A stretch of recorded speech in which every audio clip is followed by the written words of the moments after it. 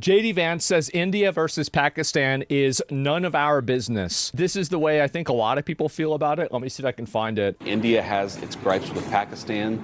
Pakistan has responded to India. What we can do is try to encourage these folks to de-escalate a little bit, but we're not going to get involved in the middle of a war that's fundamentally none of our business. We're going to cover.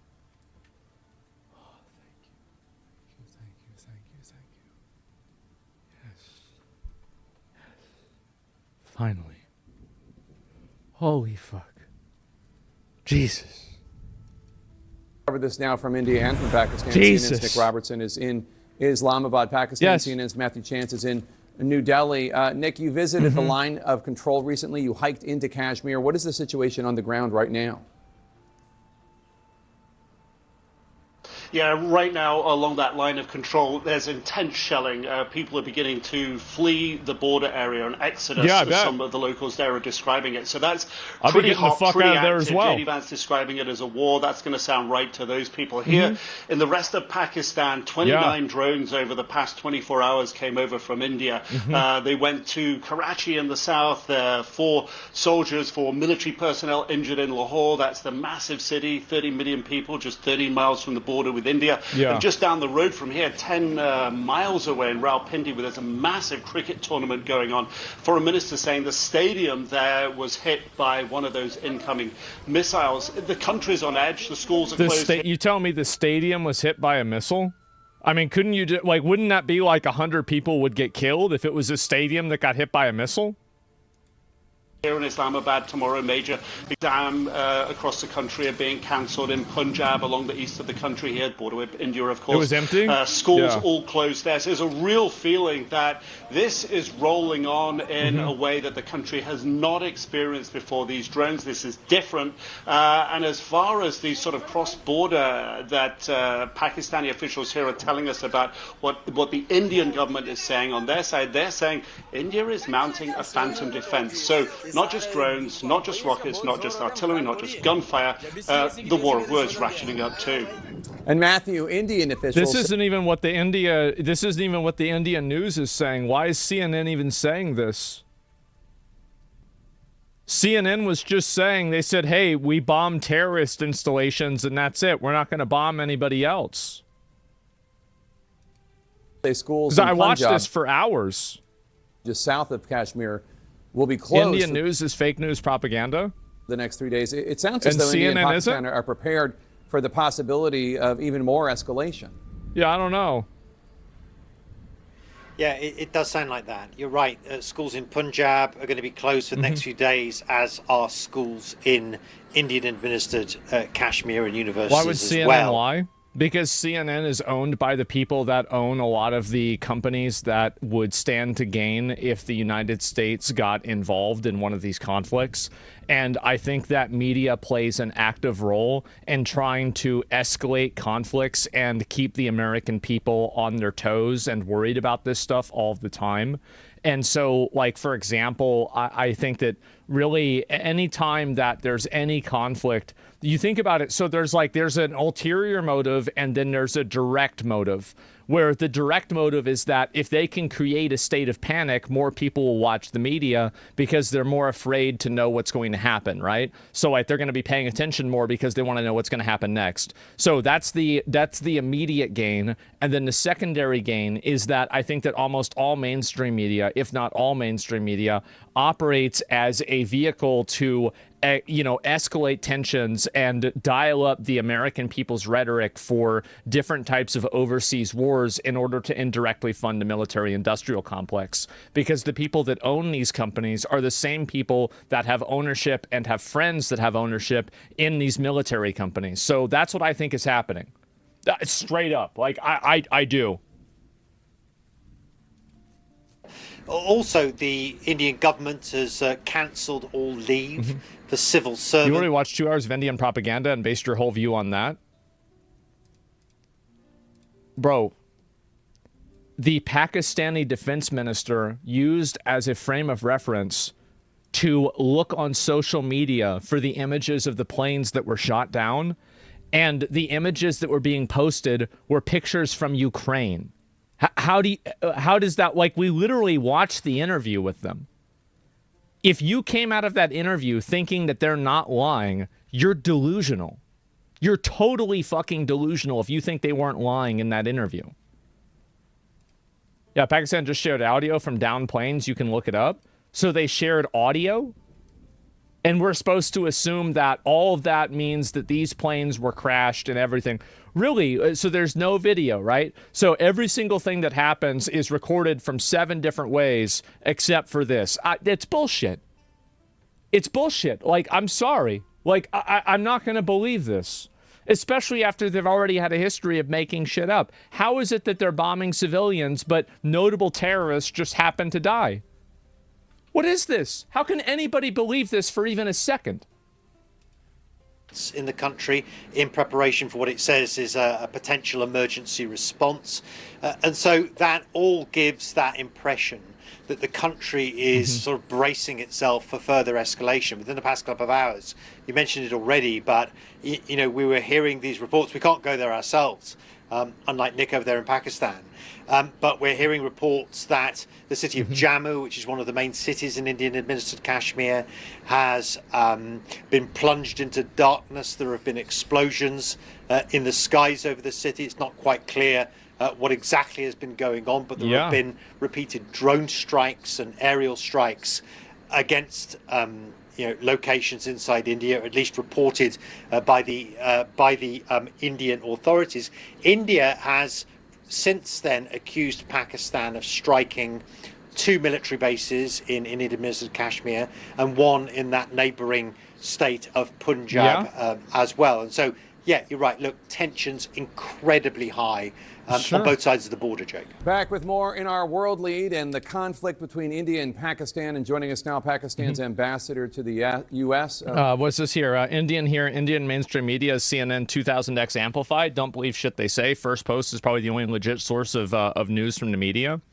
Well, I mean, I don't believe, like, the thing is that, well, number one, that was the thing I was listening to. And number two, like, I'm going to listen to what these people are saying and then base, things off of that. I think that's the smart thing to do. That's what a normal person would do.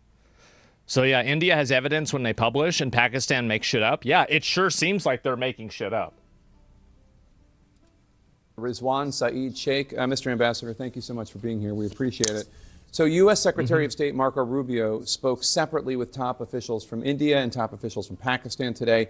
The State Department says Rubio told your Prime Minister, Mohammad Shehbaz Sharif, to, quote, take concrete steps to end any support for terrorist groups. This comes as India, thank God, is accusing Pakistan of harboring terrorist groups. What is your response?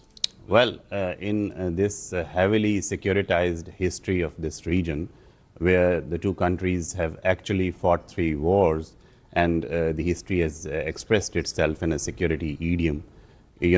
Presumptuous pretexts like the Pahalgam attack having taken place from Pakistan without a shred of evidence, I think is preposterous.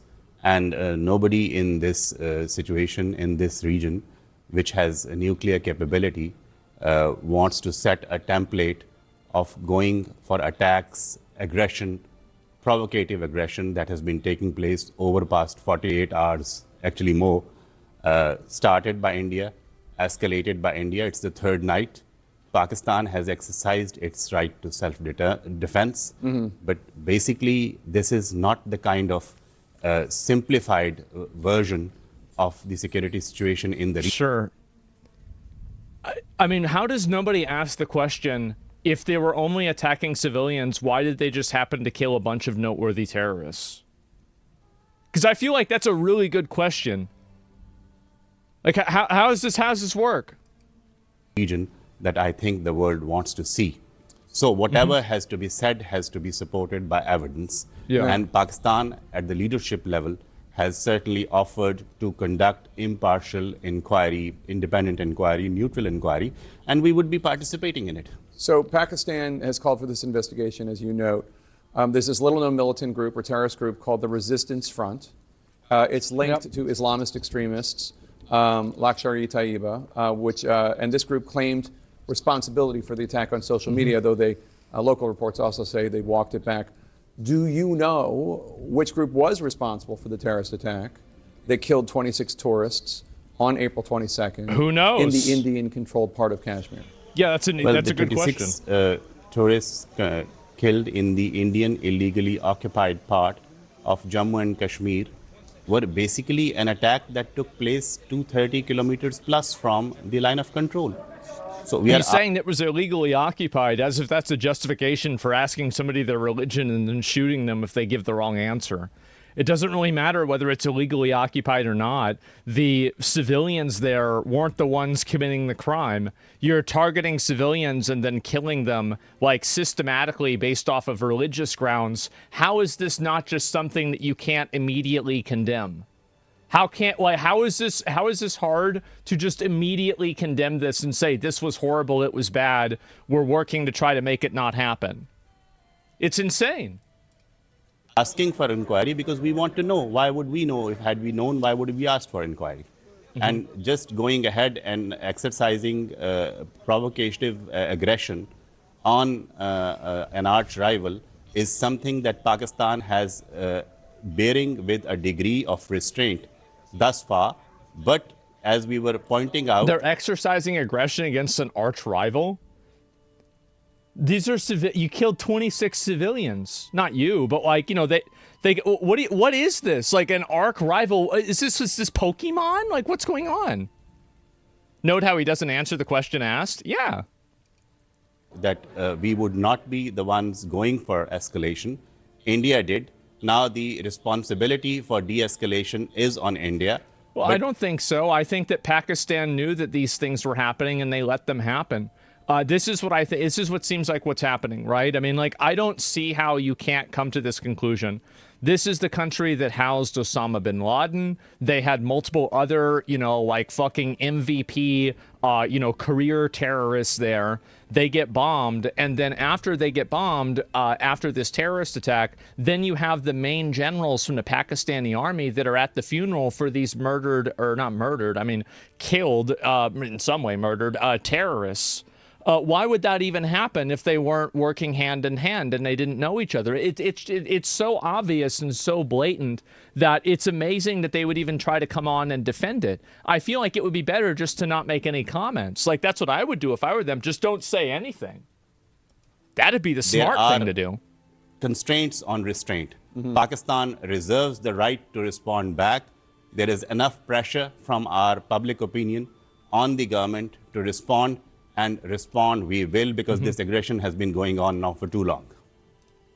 Earlier today, CNN interviewed the Indian ambassador to the United States. Take a listen to what he said. When we did this day before yesterday, our assumption was that we have completed what we set out to do ourselves vis-a-vis the terrorists. We, from our perspective, had brought a certain finality to it. But it was, of course, subject to whether Pakistan has brought finality to it. Pakistan chose to escalate it further. Now it's duty-bound for us to respond to that.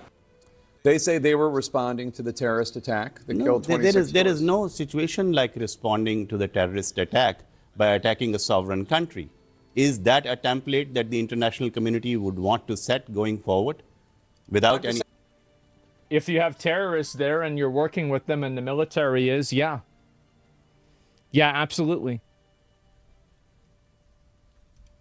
What they say, yes, I mean, they can say what they want to say, but attacking Pakistan and expecting us to sit back like sacrificial lambs and not responding is something that they shouldn't even have thought of. And whatever is being done, it's the third night, has on each night been initiated by India. And Pakistan has only been responding in self-defense. Our civilians have been killed. 30 plus civilians, 57 plus casualties. What kind of terrorist infrastructure they were attacking? Civilian lives. So there were 30 something civilian people that died, but then 50 something total deaths. Well, what about the other ones? Who were they? Have been lost. Why did they attack a cricket field? Where is the terrorist infrastructure expected in a cricket field? Is there any conversation going on at all between India and Pakistan right now? Yeah, 30 civilians and 57 casualties. Who were the remaining 27? Yeah, like, what is this? Like, I think there have been contacts at the level of NSAs, but then this escalation, both in terms of the actions that have been taken and in terms of the rhetoric I'm that so is glad coming. these guys are so bad at lying. I don't know what it is, but I'm grateful.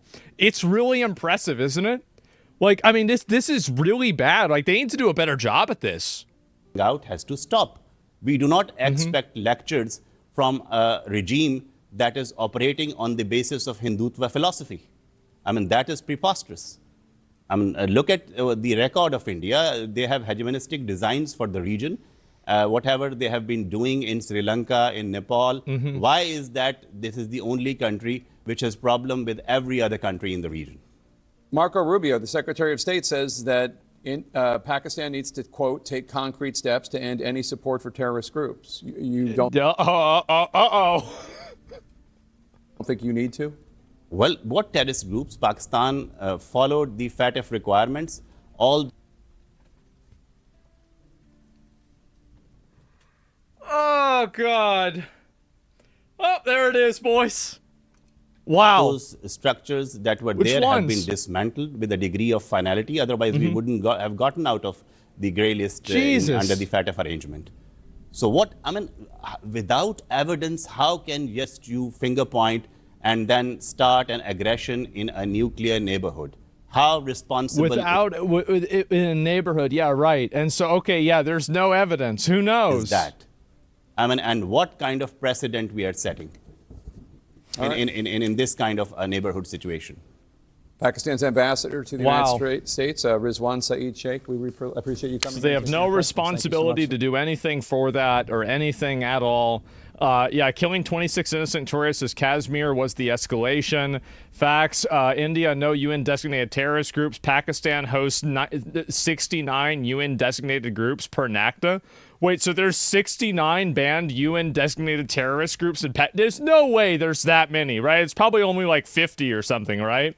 Since the beginning, they're also the victim of terrorism. Yes, sure, right? And India's problems are not America's problems. Yeah, well, it's good to see that obviously J.D. Vance isn't, like, I don't, the way I see it is, like, I don't want the U.S. to be involved in this shit either, right? I mean, I would love to move past the idea of the U.S. being the world police. I don't think we need to do that. And, you know, these people can solve their own problems. So, yeah.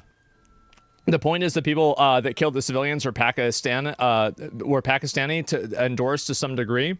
I think that they were. I think that they were undeniably endorsed by Pakistan because when you had people that were terrorists that got killed, you had the Pakistani military go to their funeral. I mean, if that's not a red flag, I don't know what is. That's the biggest red flag that you can possibly have. How can anybody not see it this way? I don't know. But that's really what it is. Is Pakistan planning on giving nuclear blueprints to other nations too? What the fuck? Yeah, I don't know. And yeah, it's insane. Only responsibility we have is to make sure they don't use their nukes. Yeah, definitely. Pakistan is attacking civilians in India now with drones. Of course they are. Yeah, of course. I mean, absolutely. And so, yeah, I just...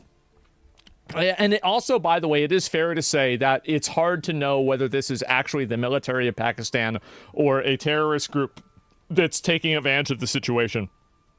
It could be either one. But whenever I see this kind of stuff, I think it paints a really, really clear picture. Yeah, extremely clear picture.